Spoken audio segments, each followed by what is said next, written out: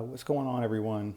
I want to go over something pretty basic today that I think if you practice will take a great deal of guesswork out of honing and more specifically knowing when you're done from stone to stone. So let's say that I'm kind of wrapping up my work on this stone here.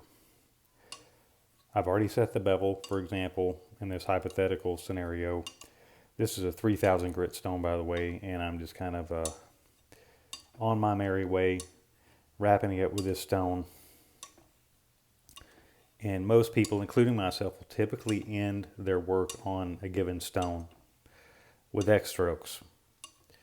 The other thing I would like to mention is what you're going to see here, I would say mostly applies to synthetic stones and Japanese natural stones. I would be cautious about trying to use these techniques on cuticules or slates. So this isn't like a cure-all kind of a situation for every stone. But here we are finishing up at 3000 grit. So we're going to swap stones real quick. And we're going to be talking about a combination of strokes, circles and X strokes, and why they potentially could provide a pretty big advantage for you in terms of knowing when you're done. So another thing you'll need is something like a Carson Microbright in particular there. And so I'm looking at this and I've got a nice angled scratch pattern from the 3000 grit stone. And I want to come in here with circles. And I know I can stop doing these circles when that angled scratch pattern from the 3K has been totally erased. Now, I'm not using a lot of pressure right now because I know that this stone cuts fast enough to the extent that I don't really need a lot of pressure with this stone. If I had a slower acting stone, I might have to add a little bit of pressure to get the engagement I need, but right now the pressure is not too much. So anyway, I can just kind of keep doing these circles until that angled scratch pattern has been totally overwritten. That's how I know I've done enough circles.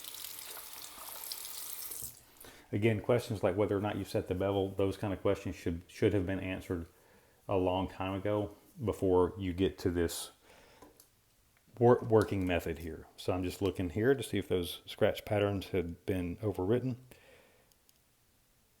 And we're just going to say for the sake of demonstration that they are gone.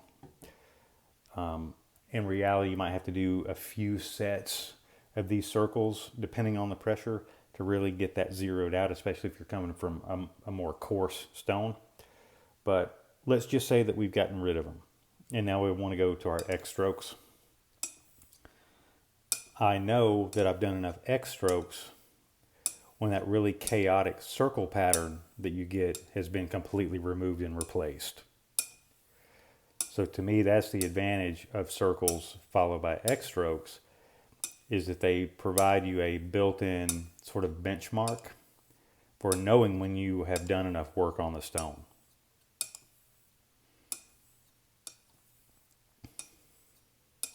So we're just going to do, 15, 20 X strokes here. And we'll see, roughly about how many it takes to remove the marks from the circles. Now, when you look at the bevel after doing circles, you won't necessarily see like actual circular marks on the bevel. What you'll see are a lot of little marks that are running almost parallel to the bevel. They have a slight curve in them. And you'll see marks like from all kinds of other direction because of the motion. So it looks pretty rough. Circles make a really rough looking bevel. And it's an excellent backdrop to, it's a good visual backdrop to know when you have honed past it. So we'll check right now, in fact.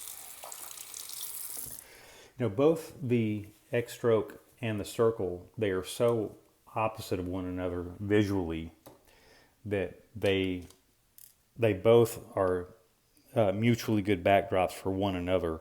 So I'm looking here and I see about 90% of my circle marks are gone. There are a few strays and they are clearly visible because they, you know, they run in all kinds of different random directions compared to the angled strokes. So it's really, really, really clear when I have not done enough work.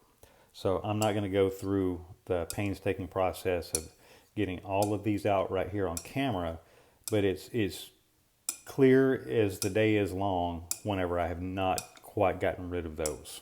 Okay. So that's, to me, that's a great piece of information. I know that people, there's sort of a small contingent of people that are very anti-microscope. I think if you're just getting started with honing, or even if you've been honing for a while, the reality is you're going to have one. How much you depend on it is really up to you. But I think where they really come in handy is that if you want to really minimize steel removal and you're not honing your razor into early retirement, knowing when you've done enough work without question is really the power of the microscope. That's where, to me, that's where that comes in, is that it keeps you from blowing way past where you should have stopped, or conversely, it lets you know when you need to keep going. And so your work is much, much more targeted to what actually needs to happen. So that's really a wrap on the video.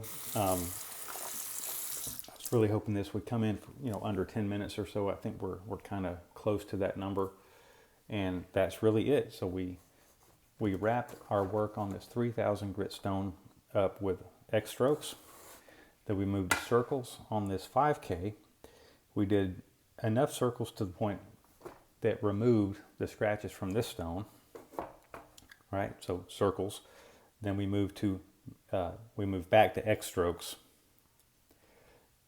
to remove the circular pattern we created at the beginning on this stone. So it's just a built-in proofing method that you get whenever you move from circles to X strokes, circles to X strokes. It helps you better connect from one stone to the other, and it gives you some kind of proofing method to let you know when you've more or less done enough work on a single stone. So that's a wrap on the video. I always appreciate it whenever you guys stop by, and keep an eye out for the next one. Thanks.